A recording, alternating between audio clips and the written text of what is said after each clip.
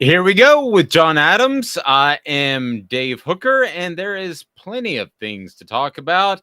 How about the college football playoff rankings? Yes, let's dive into that. And it's brought to you by Vols Automotive Group. Vols Automotive Group, where integrity is so important. They want, they need, and they appreciate your business. Big Orange Phillies as well. Big Orange Phillies in North Knoxville is becoming a North Knoxville institution on Maynardville Pike. It's close to Maynardville, close to North Knoxville, so check them out. Be sure and hit that like button, and if you have not to this point, subscribe. We want you to subscribe and turn your notifications on. You never know when we might pop on the air, and we are here. So, with John Adams, I'm Dave Hooker, and John, let's dive right into it. The college football playoff ranking was status quo, which I thought it should be, but there's always a part of me that wonders if they'll try to throw a knuckleball at the media to get us talking, but they did not do that. And the top five stayed the same from last week to this. Your thoughts? Yeah, a knuckleball or a knucklehead. I mean, we are dealing with the human element here, so we have to keep that in mind. I mean, there's no set formula for how these teams will be ranked. So, yeah, you would assume that it would be the same. I thought it would be the same, but you never know. So, yeah, it's kind of clear what has to happen for certain teams to get in. I think Georgia will get in. Then you go with the Ohio State Michigan winner. The loser probably will be out. Then it's TCU. Can it stay unbeaten? I don't think so. Can Southern Cal sneak in there by winning out? I doubt it. It probably leaves Tennessee. And that fourth team could be the real debate if those other teams lose. I guess probably the Ohio State Michigan loser in that scenario would have a shot. Could have two SEC teams and two Big Ten teams. Let me give you three things that I think would hurt the Vols. Okay. And you tell me what you think would have the biggest negative impact. So let's start with number one. Georgia loses either the remainder of the regular season, which isn't going to happen, or against LSU in the SEC championship game. But craziness can happen. That's one. The Michigan Ohio State game is incredibly close, where they look really, really tight. Third is TCU wins out. Of those three, I think they all would hurt Tennessee. But of those three, what did they most not want to see on the hill at Rocky Top? I would think that would be LSU winning the SEC. If it beats Georgia, Georgia still will be in. And the committee has expressed its feelings that you win your conference championship, that's supposed to carry a lot of weight. I wouldn't have a two-loss LSU team ahead of Tennessee, a team it lost to by 40-13. But the committee can say whatever it wants for the most important things. There's no one over the committee to say, "Hey, you guys are really stupid. You can't do that." Okay, that defies common sense. So if they want to say, "Yeah, the conference championship game really means a lot," so then I guess of those, I don't see how if Michigan beat Ohio State in a super game that in some media circles would be depicted as the greatest game in the history of football and the greatest game ever to happen, even looking into the future. Then Ohio State might have a shot. TCU, of course, winning out, you don't want that. Tennessee doesn't want that because then you could couple that with one of these other possibilities. But I really think when you look at this logically, I just don't. I just think Tennessee is going to be in the playoff. I think the odds are strongly in its favor that it will be.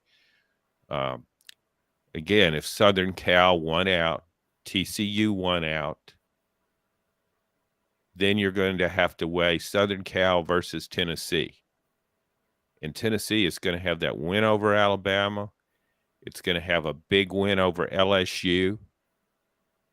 Um, Southern Cal doesn't have and won't have wins to match that. So, but if they want to say, okay, it won the Pac-12 championship or whatever that's worth, then it could get in. So Tennessee's got it wants Southern Cal to lose and TCU to lose. Then it really doesn't matter that much what else happens. Yeah, so I think that let's say that Michigan Ohio State game is close and they want to include both of those teams. And then let's say Georgia wins out and Tennessee's impressive in their final two remaining games. Then I believe the argument, just based off what the teams have done, the top four is pretty simple. It would be Ohio State, Michigan, Georgia, and Tennessee in no particular order. I think where it gets a little bit sketchy is by just including four teams that are all east of the Mississippi, do you lose that viewership? Now, they shouldn't factor that in, but would they bump Southern Cal up in some shape, form, or fashion over the loser of the Ohio State Michigan game or over Tennessee? I think that's a real possibility because you bring in the LA market. And I know they care more about the Lakers than they do the Trojans or Bruins, but still, that's the number two market in the nation. Yeah, see, these are things you don't. I mean, you can only guess what could impact it. I wonder, since we're speaking hypothetically, what if TCU was wearing Oklahoma uniforms Oh, yeah. and then it has one loss? Would they deny a one-loss Oklahoma team with its history of playoffs, of contending for championships, of winning championships? You could make the same argument with Southern Cal. Based on your scenario, if Ohio State beats Michigan in a close game and Michigan has one loss and Southern Cal has one loss and wins its championship, wins the Pac-12 championship, I'm taking Southern Cal in that situation. Hmm. Because it would have to me is Michigan. If you look at Michigan's schedule, Oh, yeah. I mean, its non-conference schedule is a joke. Um, and the Big Ten is not a strong conference this year. Pac-12 is probably a better conference. So I would definitely take USC. Then you would have, and to your point, you want to get geographical about this. Then you would have Ohio State in the Midwest, Southern Cal in the out west, and then Tennessee and Georgia. The more I think about that, that might be a bit the best possibility because I couldn't put Michigan ahead of Southern Cal if each has one loss. Interesting. So we want you to hit that like and subscribe button. Be sure and hit the thumbs up button. We appreciate it. That helps us grow the channel. With John Adams, I'm Dave Hooker. Now, one thing we haven't talked about is how the committee views recency. So I want to get into that. And it's brought to you by Vols Automotive Group right there on Callahan. Vols Automotive Group is about integrity. They want, they need, and they appreciate your business. Vols Automotive Group is phenomenal, and they get a better car selection than you could possibly imagine. I know that's an issue in these uncertain times, but you're going to have a great selection there. And also with Vols Automotive Group, don't forget this, they have a service department that's unmatched. So the college basketball committee is very open and honest when they come to picking the teams to make the NCAA basketball tournament, and they say the last 10 games are a factor. So going to your LSU point, it's difficult for me to imagine LSU making it and Tennessee not, because there's the head-to-head matchup. However, let me play devil's advocate. They've looked good, kind of good, against Arkansas, but they did beat Alabama. And if they close out strong, will the committee look at the last month of the season as the basketball committee does the last 10 games? You think that factors in at all? Who knows? I I mean, mean, it's not it's not like when they're making their decisions, they say there's a big whiteboard behind them and says, here's what we consider, and here's what we consider the most. It doesn't do that. It's just a bunch of guys or women, I guess. Come on. Are there some women on the panel? there are three, I think.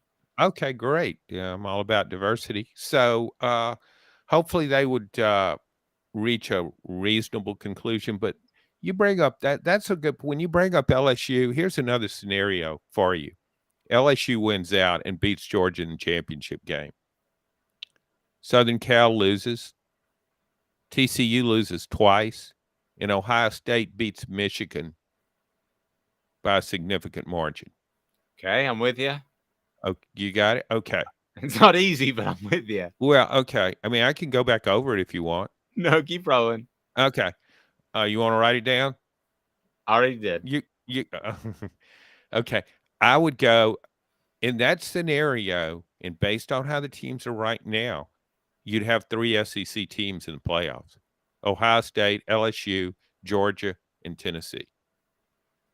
But you've said before, and I agree, there's no way that 3 teams from one conference make a playoff, a 14 playoff.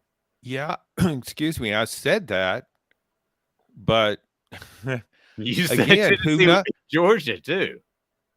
But who knows? I mean, in that one of the problems committee, if it wants to be secretive about this, the committee shouldn't have had these weekly reveals.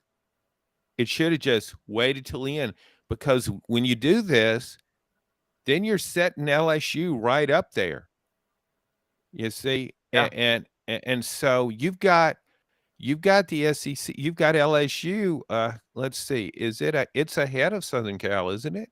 Yes. Or it's right behind it. So anyway, if LSU beats Georgia and Southern Cal loses, and they both got 2 losses, it, how are you going to take Southern Cal over LSU? And it doesn't.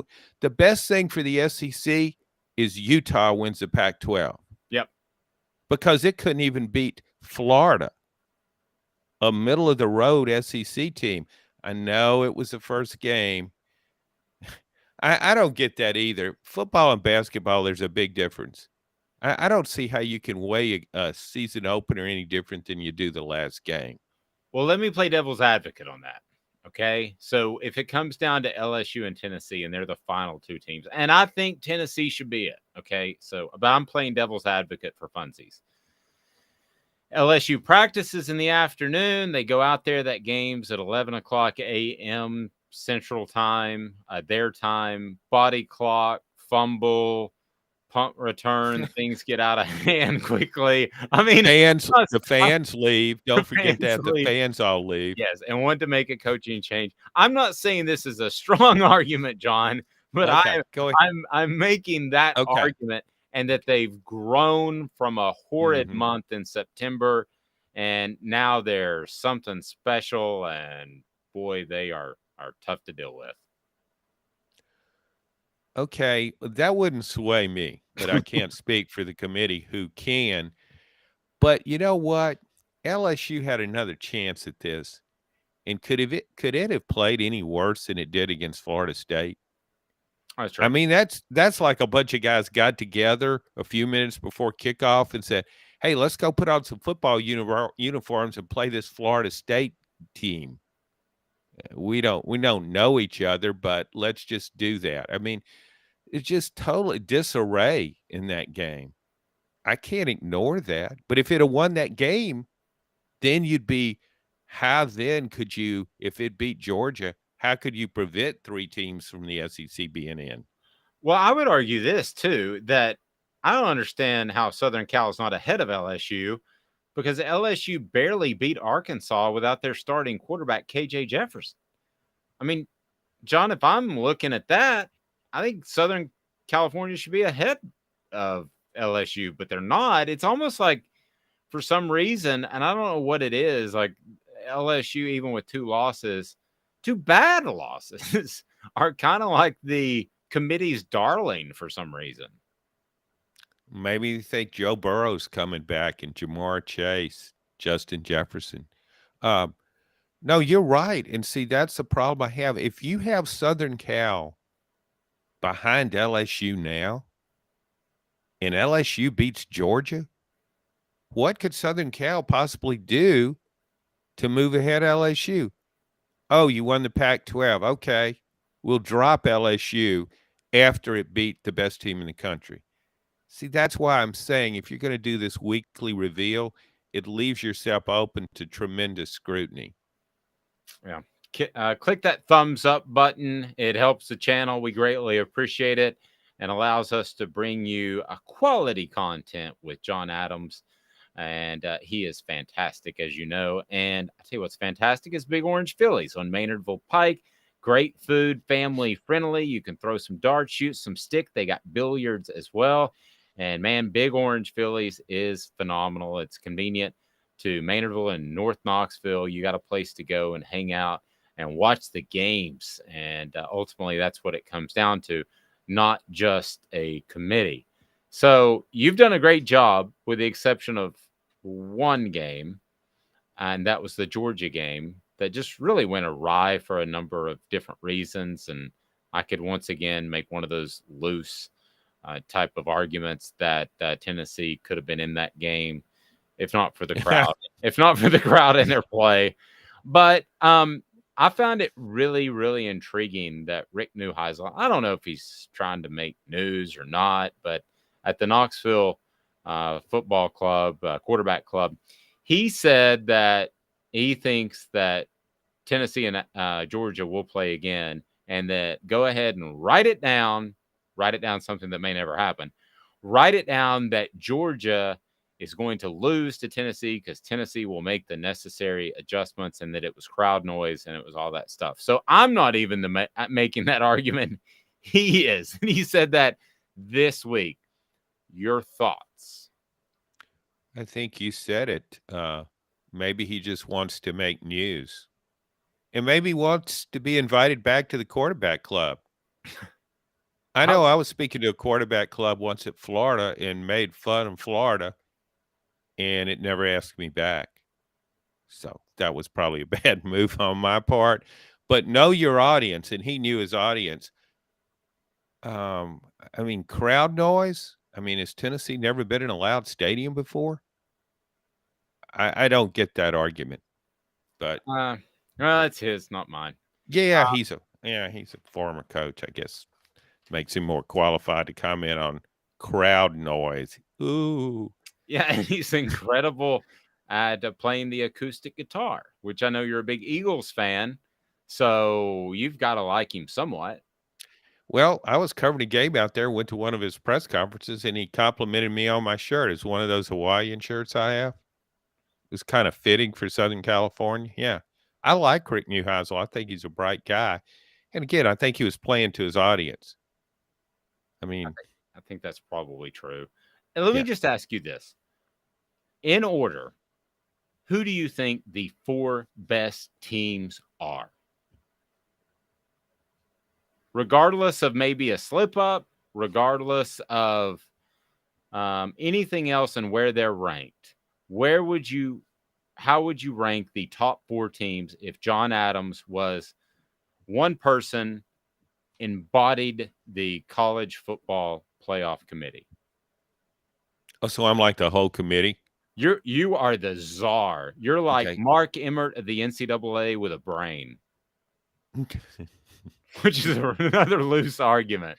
Well, I mean, if you got to deal in hypotheticals, you got to take something more reasonable than that.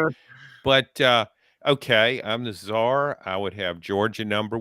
Now, we're not talking about accomplishments, right? We're just talking about who I think are the best teams. Complete eye Yeah. test. Okay, eye test. Georgia number 1, Ohio State number 2, Tennessee number 3, and Michigan number 4. I should try to come up with something different, but I agree. I don't have anything different. Now, who would you have at 5, out of curiosity? Boy, then it gets. Wait a minute. You're not including TCU, but TCU's undefeated, but they didn't look great against Texas. That was an ugly football game. No, Dave, I apologize to all the TCU fans listening. I just forgot about TCU because I'm thinking they're going to lose. But no, you know what? Let me do a makeover, okay? So now I'm really the czar. Before that was like pretend. This is your week 2 of the selection process. No, the first week, that was week 0. That never happened. That was pretending I was the czar. Okay. Now I really am the czar. Okay. top 4 teams. Okay. Georgia 1, Ohio State 2, Tennessee 3, and TCU 4th. I can roll with that. TCU would beat Michigan. There. I agree with that. Okay, Now, you want me to be the czar of something else now, like basketball or golf or no, any, you can just okay. be Bizarre. He's That's John. easy. He's That's John. easy. He's John Adams. I'm Dave Hooker. The Vol Report each week brought to you by Vols Automotive Group and Big Orange Phillies. Vols Automotive Group, man, they want, they need, they appreciate your business, and they treat you like you should be treated. And Big Orange Phillies, fantastic food on Maynardville Pike, and also Big Orange Phillies. Whew, they've got stuff to do if the games get boring, and sometimes that happens. You can shoot some stick, you can throw some darts, play some cornhole. They've got it all at Big Orange Phillies. And the food's awesome, and it's family friendly, so check them out. For John Adams, I'm Dave Hooker. This has been a presentation